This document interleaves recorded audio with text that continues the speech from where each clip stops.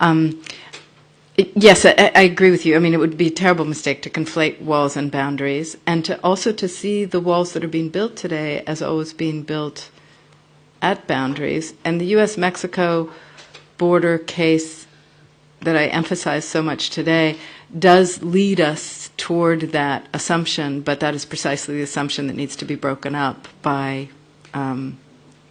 considering the other kinds of walls, especially those that are literally making bids for territory or that are running right through the middle of certain nation states and so forth. So I want to just answer you quickly by saying I would go more toward the second.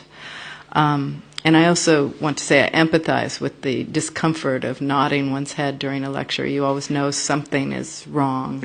And so I'm glad you came to your senses and realized that you didn't agree with it all.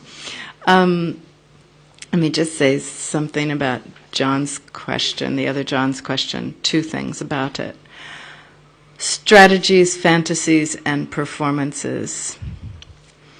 The two things I want to say about the way that I use these three terms throughout this book are that on the one hand I agree with you, they don't cohabit easily analytically, and at the same time I wonder if they do cohabit in reality, which suggests to me that analytically we need to become more capacious. Now that's a nice finesse, because another way to answer your question would be, oops, sometimes I'm thinking like a Foucauldian, sometimes I'm thinking like a Marxist, and sometimes I'm thinking like a Freudian, and I still haven't managed to put them together very well, and they just don't work together very well. And I think that is true. I do think that's true, because even in the paper that I gave today, you know that moment where you want to stop in the middle of your paper and say, did you just hear the reversal and contradiction in that text? That at one moment I was telling you that this was all stage play, and at the next moment I was talking about how these walls regulate labor. And so, in case you didn't hear it, I'm now telling you what the fatal flaw in the paper was.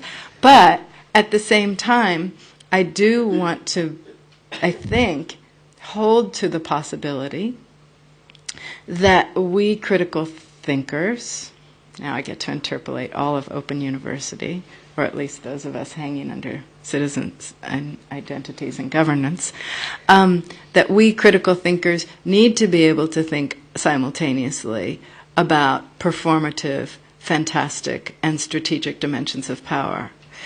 I don't think I have yet in this text managed to do it seamlessly. It may be something we don't do seamlessly.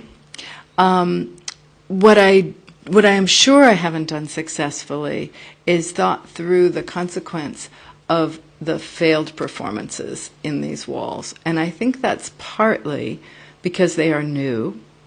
It's partly because, as several of you have noticed, though I try to talk about a number of different walls, I'm not fundamentally an empiricist. I'm fundamentally a theorist, and that means that the referent, the empirical referent, is the one that's most local, and that means it's the U.S.-Mexico wall, and that wall is not finished.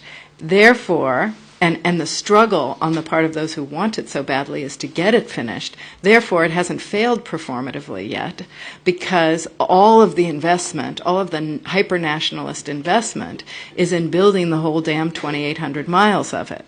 When that is built, and the tunneling and the boating and the over-the-top politics of verticality that you mentioned earlier continues apace, and immigration continues apace, then we will, in my local little instance, have the problem to study at close hand. Israel already does have it to study at close hand. So my two answers to you are, on the one hand, I think we should be thinking about strategies, fantasies, and performances analytically together, even if they don't cohabit, because I think they're all important elements of power in the actual making of political and social and economic life. And on the other hand, I think that I probably haven't sorted them well enough analytically in this work. So now I just want to conclude with a comment that goes back to the really excellent comments on my presentation today, and that's with the politics of verticality. For those of you who haven't read A.L. Weizmann's book, it is just an extraordinary text, and his thinking on Israel-Palestine, I think, is as good as anybody's. And he has introduced this notion of, I know the politics of verticality is not a new notion for geographers, but he has introduced this notion to thinking about the way that the occupation itself is being staged at this point. But what I also find fascinating in Weizmann's work is that he has also tried to develop a critical, hopeful possibility out of the politics of verticality that goes like this.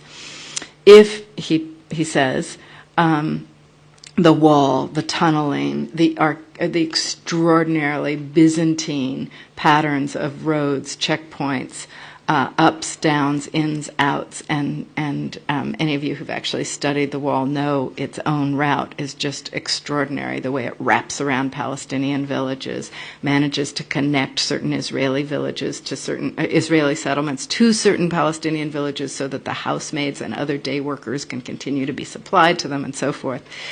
If the politics of verticality is very much what is currently organizing the occupation, why, says Weizmann, could we not also use the politics of verticality to think about settling the problem? That is, think about sovereignty in space and not simply, how did you call it, area? On a plane? Yeah, on a plane. And what he has proposed is the possibility, at least thought experiment, of two overlapping sovereignties in the same space, in which one is not thinking about spatiality or area or planes as the scene of jurisdictional sovereignty, and one is not just debating endlessly one state, two state, no state solution, but instead thinking about the politics of verticality as a future, a promising future, and not only a horrifying specter. And that's for him, from what I have learned from him, and also what I think one then needs to think about in relationship to walls. What is the counter politics of verticality that would respond to walls themselves? So let me stop there. Stuart.